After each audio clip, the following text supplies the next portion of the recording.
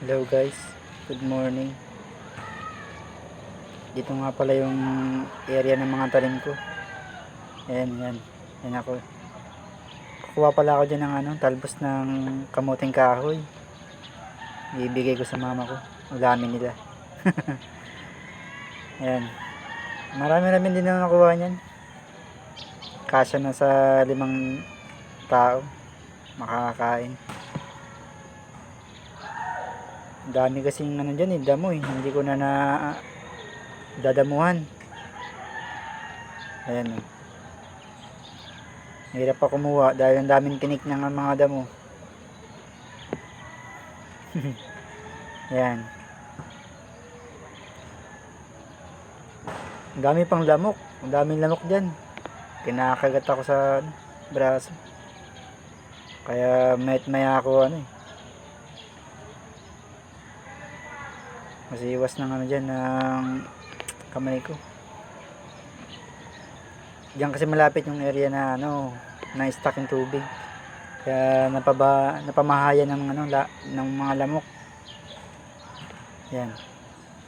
Kunti pa lang nakuha ko na yan. Meron pa yan dun sa gilid ng pader. Meron pa yan. Yung tali na yan. Yan yung para sa talon. Mamaya kukuha pa ako dyan.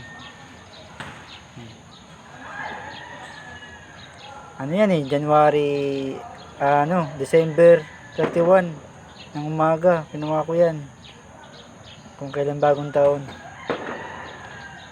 pwede na, kahit bagong taon at least may ma-harvest, pang ulam na rin.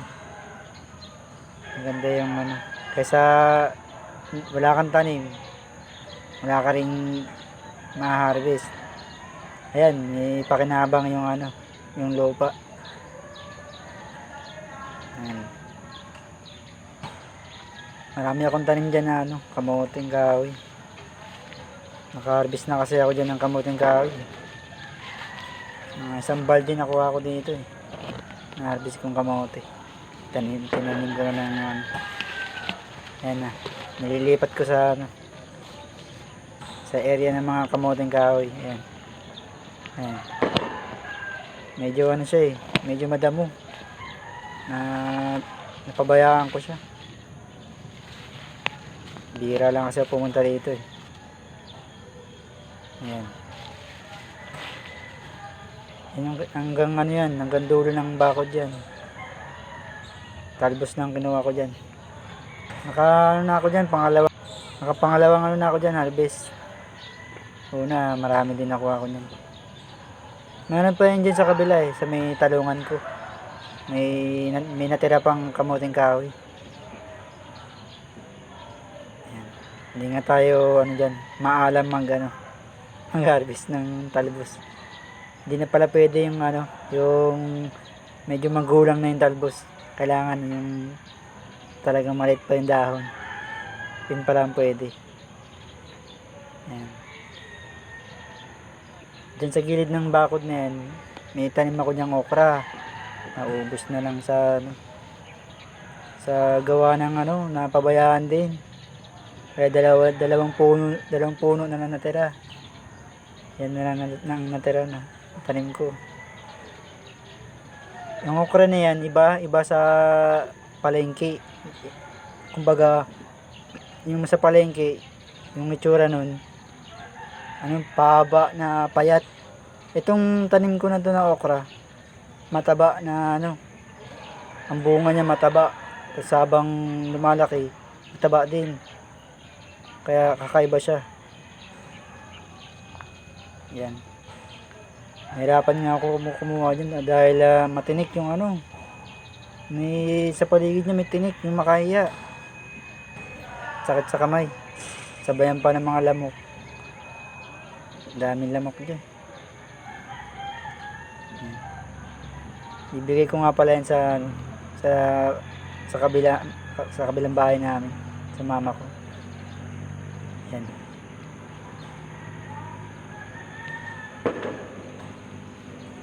Marami din ako nakuha yan. Hanggang doon yun sa may trapal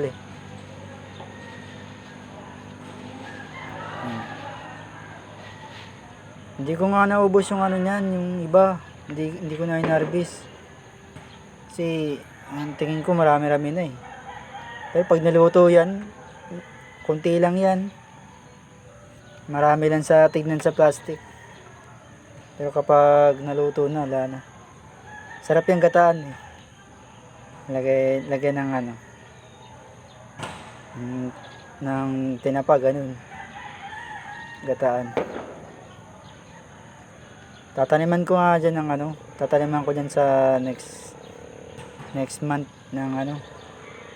Sigarilyas naman ang itatanim ko dyan. Pero kailangan eh, dyan ako mag-stay. Para maalagaan ko yung mga tanim ko. Hindi ko na kasi naalagaan dahil hindi ako nag-stay dyan sa area na yan. Hindi ko siya nababantayan. Hindi ko na nadadamuhan. Yung ano ko nga dyan, tanim kong ampalaya at saka patola. Puro butas na. Walang effect yung ano. Yung ini-spray ko na insecticide. Wala, hindi tumatalab.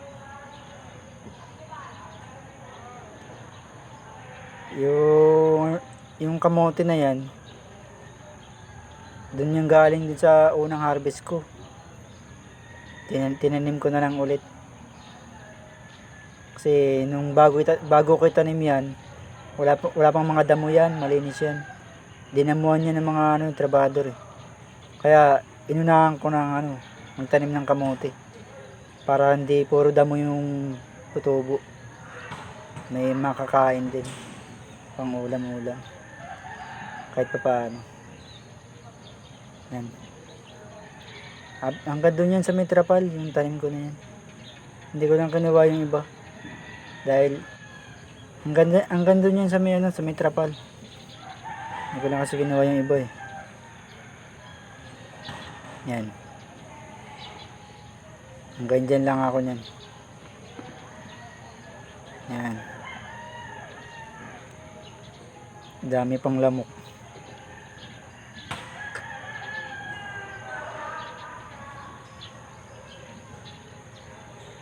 Delikado kasi dyan.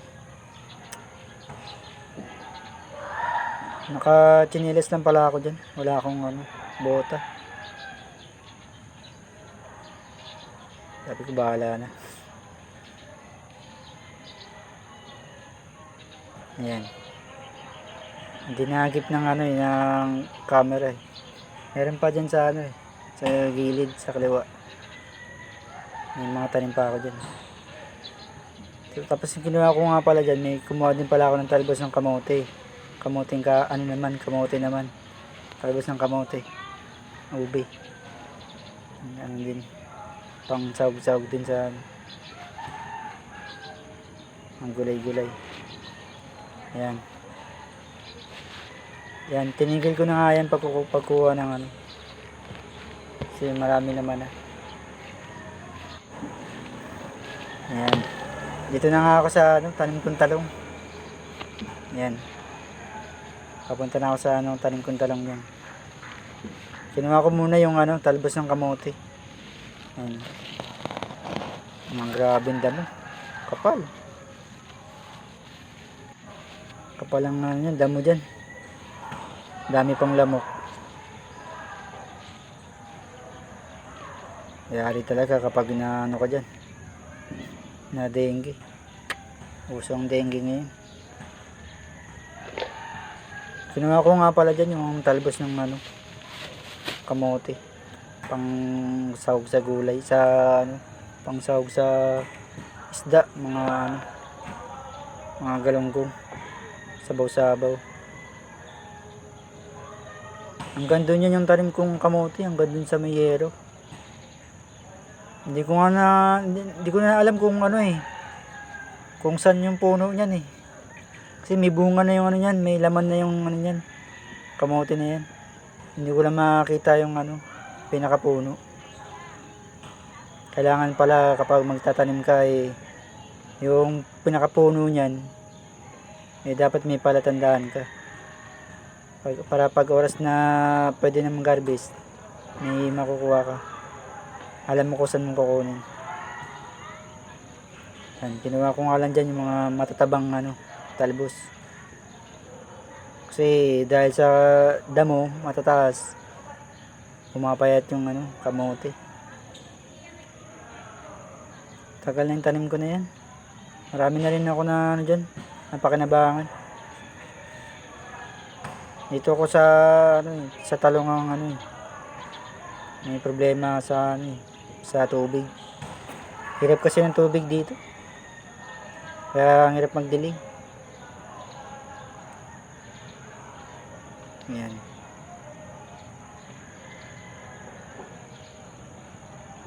Umabot pa ako niyan hanggang dun sa sa likod ng diyan sa may yero banda. Kasi may nakita akong marami pang yan talbos eh. Hindi yan nakukuha ng mga tao kasi di nila alam may tanim dyan na kamote tsaka talbos ng kamote. Tapos may tanim dyan talong. Marami rin nakanabang sa talong na yan. Yung mga taong walang pang-ulam, diyan kumukuha pang-ulam nila. Kasi minsan may araw na nagigipit, walang ulam, diyan kumukuha.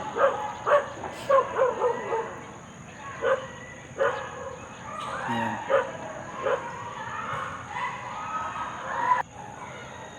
Ayan, kinukuha ko pala yan yung kinuha ko yan nung nag-out duty ako.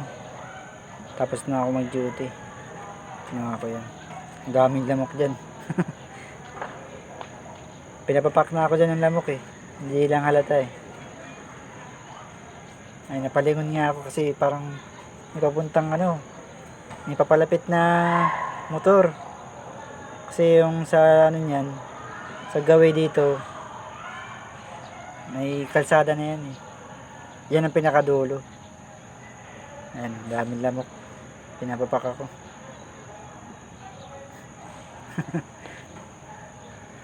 Dapat nag long sleeve pala ako dyan. Nagmamadali na rin kasi ako eh. Kasi dadalhin ko pa yan sa amin. Ayan. Daming naman yan, tinik, mga halaman. Ayan, pupunta na ako sa dulo niyan. Ayan. Kasi nakita ko ang daming ang daming matataba, talbos. Sayang naman kung di ko kunin. Kaya kinuha ko na rin. Ayan. Natakot nga ako dyan kasi parang may gumagalaw eh. Diyan. Kasi bira lang kasi puntahan yan eh.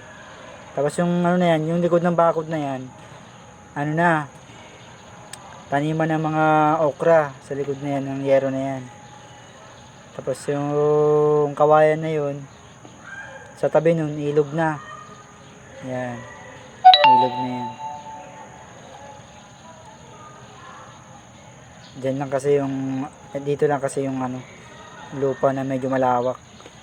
Pwede ka magtanim. Kaya lang, kung magtatanim talaga, kailangan ng matinding pasensya kasi madaming damo. Ang daming kalaban sa mga daon-daon, kinakain ng mga lang naman tayo eh. Hindi naman tayo talagang magsasaka eh. Ay kompleto sa pesticide eh. Tayo pag may pera lang tayo, bibili tayo ng kahit isa lang. Insecticide, kahit yun lang. Basta medyo makontrol natin yung insekto. Hindi nga ako nakabili dyan ng yung sa talong ko. Pati sa ampalaya, hindi ko na videoan yung sa ampalaya ko. Hindi ko nalagyan ng trial lang naman eh. Nag-aaral pa tayo ng kung paano magtanim ng mga gulay. Para next time na magtatanim ulit ako ng gulay, alam ko na yung ihahanda akong mga pangkontra bago magtanim. Bago nga pala kayo magtanim ng mga gulay, i-prepared nyo yung mga gagamitin. Halimbawa yung lupa, kailangan buwagag yung lupa niyan.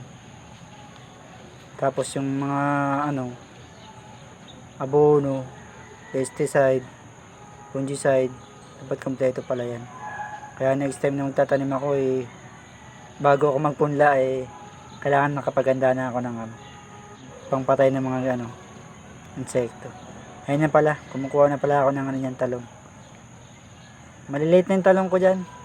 Kasi maliit pa lang, gulang na kasi kulang sa tubig yan. Kulang sa dilig. Yun ang napag-alaman ko. Kaya maganda muna pag-aralan muna yung tanim bago magtanim ng maraming gulay. Para next na magtanim ka, marami ng tutubo, marami ng gulay na ma-harvest. At saka lahat ng ma-harvest mo magaganda yung quality. Ayan, hanggang dyan nga yung tanim kong talong. Anong tanim kong talong dyan, umabot ng 70 piraso mahigit na puno. Kaya na lang yan, 50 plus na lang. Ayan yung kandamata kasi iba niyan. Ako lang kasi tatanim dyan, nag-aalaga. Kaya medyo nahirapan ako dyan. Sa pagpapatubo ng talong. Pero magandang patubuhin ng talong. Kasi matagal ang lifespan. Maabot yan ng 1 taon. Nakarami na rin akong harvest dyan. Pero nilalagyan ko ng abono. Pag pumupunta ako dyan. Kasi kahit pa paano bubong. Kahit hindi kompleto yung mo. Pero mas maganda kompleto yung gamit mo. Yan. Nilipat ko nga sa kabila. Dahil meron pa sa kabila dyan sa gilid. Ayan. Yan. Ang dami yung dyan, dabo. Hindi ko na linisan. Nagtrabaho ako din sa kabila. Sa kabila ako ng trabaho. Kaya hindi ko mapasyalan gaano. Pero nadidiligan ko naman yun. Kahit pa paano. Harvest pa rin ako.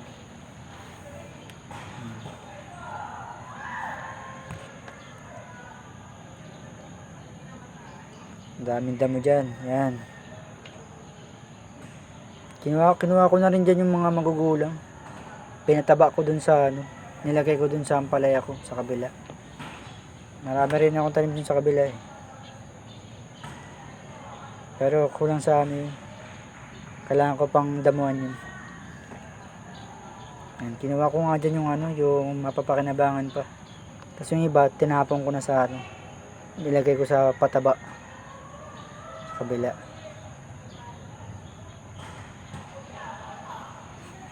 Yan. Marami din ako nakuha niyan. Natuwa din ako. Nakakatuwa lang kasi December 31. Yan ang in-harvest ko. Ayan. Kasi sayang naman kasi. Ayan, nakakuha ko dyan ng ilang pirasong talbos ng kamuting kahoy. Ayan, mga natira kong yan. Hindi lang kasi nakuha ng camera Natira kong kamuti yan. Ayan, kinuha ko na rin. Daming lamok dyan. Panay ko dyan, wasiwas sa braso.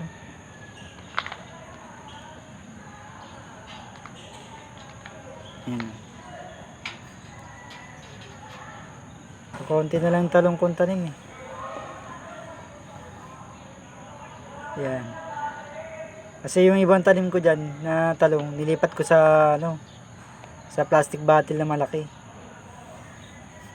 Yung iba dinala ko sa bahay. Doon ko nalagaan.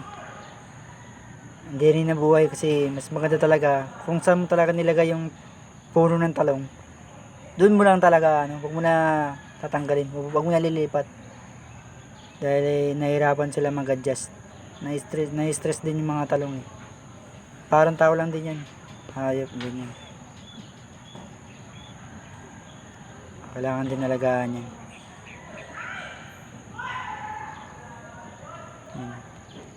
Nakakuha din ako dyan. Marami din ako na-harvest din.